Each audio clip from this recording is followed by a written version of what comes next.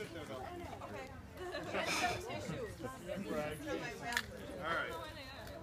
So this is titled 45th anniversary, right? We're at a meeting? All right, so here we go. I've always felt that at some point in your life, you should open up your heart and forget about making a fool of yourself in front of all the people you know, and forget that you might release emotions for saying how you feel. Well, today is that day for me. That is why my two kids, David and Elise, are going to read the rest of this, while me and Dorie sit here and listen. And by the way, you're probably wondering why I had this prepared speech here in my hand. The truth is, I knew about this party all along since day one. So, David, you're going to start right there. Let me start by saying... Hold on. Hold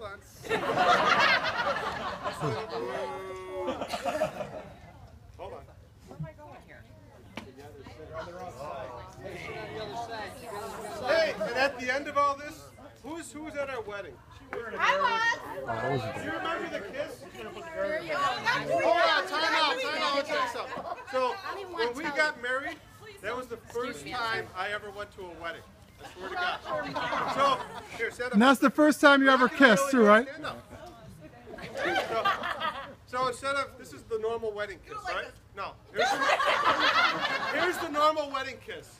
So it's, no, that's not it. I don't want to do it. But, so since I was never at a wedding before, she said at the wedding too. I went all the way down. You went down? You can't even watch the video. I'm embarrassed every time I see it. All right, go ahead, David. Your kids are here, Dave. Let me start by saying thank you to everyone for coming over and celebrating me and Dorie's 25 years as husband and wife. It really does not seem possible that we've been married this long. It feels more like 50 years. 15 years. I want to impart my limited wisdom to the younger crowd here, and especially to my kids, David and Elise, to get to this stage in life. To be sitting here at 25 years surrounded by a lifetime of friends and family is really a wonderful feeling, but it definitely is not easy and does not take effort or work. Or it does take effort and work, sorry. There will be many times that you're tested in life. If you can muster up the will to get through the trials in life, the rewards get continually better with time. Now for a little history lesson. Dorie and I first met at a high school basement party in approximately 1985. I looked over and thought, this girl is absolutely beautiful. Luckily, my good friend Jimmy, the Greek Colin, arranged for us to meet during the party. Now the circumstances of our first meeting are pretty funny, but even today, as a 47-year-old man, I can't say it in front of my parents. Unless they don't care. You want to know? That's it. All right, go ahead, tell them. They care. No, don't tell them. Whoever wants to know, ask me later. It's not in the speech. No. Is that what comes No. next? Maybe if they are not here while we are reading this, Elise will tell you the story. No, I don't know the story, even if they weren't All right. here. Louder. Okay. Along came David. Anyway, at the end of the night, I drove Dorie and Donna to Burger King. Donna jumped out of the car laughing. Dorie stayed in the car for a desperate attempt to curry my affection.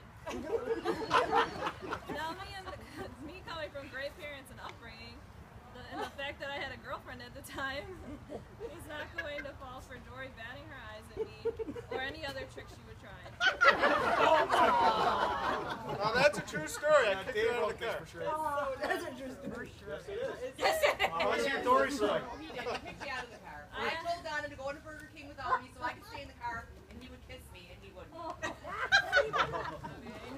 Chicken. I asked Loser. her a nice way to hit the pavement and told her I had a girlfriend so she was on block. Continuing our history lesson, so I never really forgot that beautiful girl from that summer night. I found out one day that my mom worked at Hills with Donna, so I told Mom to give my phone number to Dorie and tell her to call me. So at some point in 1986 or 1987, we chatted on the phone. I was basically making sure she remembered me so when she was old enough where I could legally date her, I would still be in the picture. So now we flash forward to the good part. The year is 1988. It's about a month after Dorie turned 18. I am out with the boys, Marty, Steve, and some other knuckleheads, at a fine establishment in Canada called the New York Thruway. These memories are literally imprinted on my brain. I was standing there with Marty, and I saw Dorie across the bar and was absolutely floored at how beautiful she was. Now Marty can tell you today exactly what I said about the shape of her mouth that night. Go ahead and tell us, Marty. He said the shape of her mouth looked like a rosebud. It was really beautiful. It was just to hear David say something like this from this close. You know, we've been together for years and years and years. And to hear him say something like this, he doesn't say things like this just about anything. Did you hit him? So I needed a plan. I was 3 years deep in this non-relationship, so I devised a foolproof system of success. I went to the bar and asked what shots were on sale. The girl at the bar, who was pretty cute too, said root beer schnapps for 50 cents a shot. So I pulled out some cash and said, give me a tray of shots. So me and Dorie really met and talked for the first time over a tray of root beer schnapps. What more could you really expect from an 18 and 21-year-old? History lesson continued. So again, these memories are so clear in my mind. I guess because this was the most important day of my life to date, my brain locked these events up in a special place so I could always relive them. Anyway, at the end of the night, I had to make sure I get a phone number at minimum. So I was close by when the bar closed and walked out to Dorie. We stepped in the red carpeted hallway and Dorie leaned against a brass railing while we said goodnight. I mustered up the courage to ask for her phone number. The handoff, the scrap of paper, turned into our first kiss, surrounded by 100 people. I never planned on losing that phone number. Dad, do you want to show us something?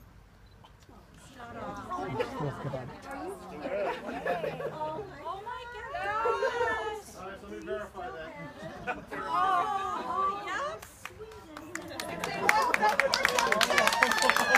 Yeah. Show a credit one. Is that legit? He had it laminated and blocked.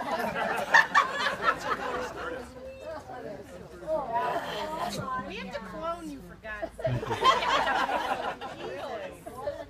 Hello.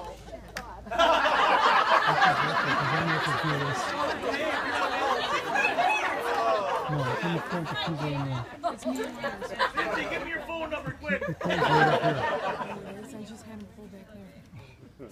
So as you all know, we started dating immediately, and for some reason we decided to get married 8 months later with 8 days notice to you guys. And no, she was not pregnant, we were just stupid. So we got married and moved into our little apartment. I was a $6 an hour pizza guy, and Dorie was babysitting like 5 kids for $150 a week. We very quickly upgraded our employment and then started to expand our little family. David and Elise came along very quickly, and that made life even funner than before.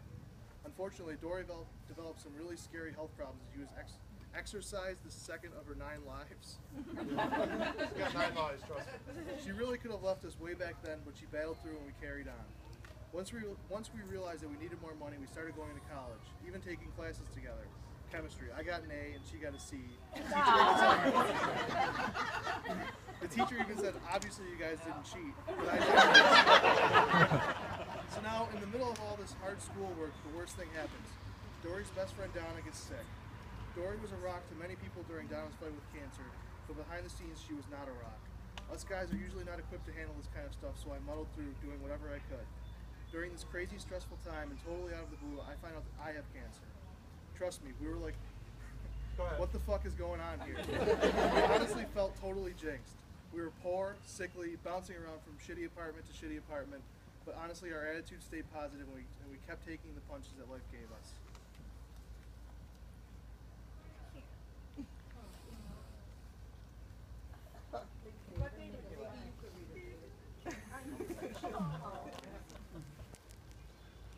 Unfortunately, Donna could not battle through this miserable disease.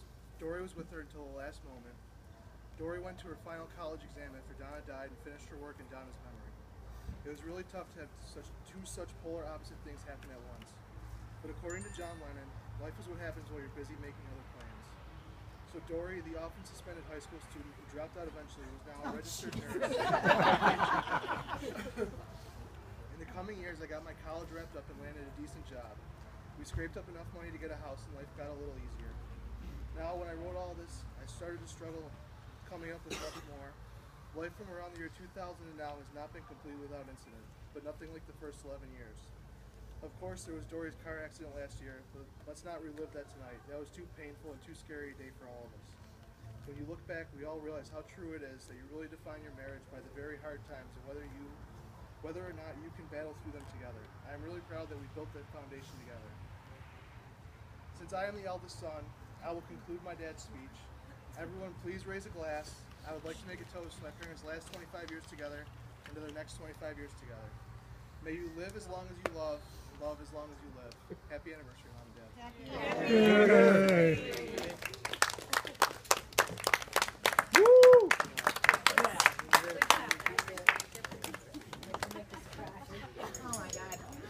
We need more Kleenex.